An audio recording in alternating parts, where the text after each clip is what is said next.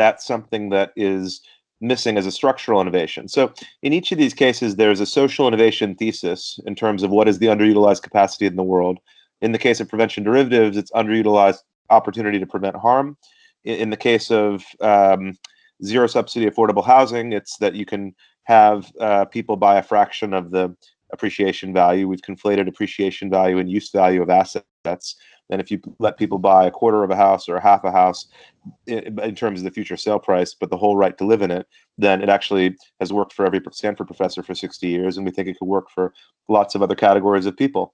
And that's an example where underutilized capacity is that we haven't fractured a financial model that has broken people, and that there's an opportunity to do differently. Solidarity economics is where the externalities of doing good pay for themselves for shared value calculations for every stakeholder.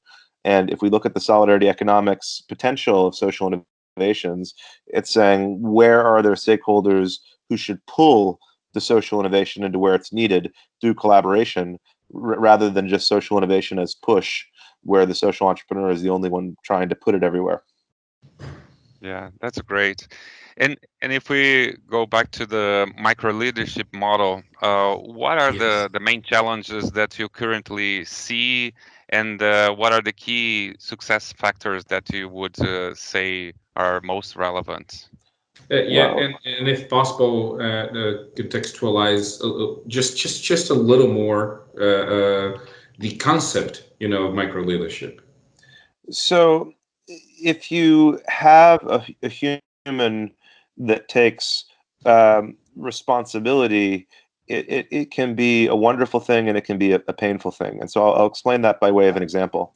There's a volunteer of ours who had been serving food at a soup kitchen context, and as a donor volunteer, and had always seen the line longer than they could ever reach every day, and every day had said that they had been growing depressed, finding that the problems were always larger than themselves.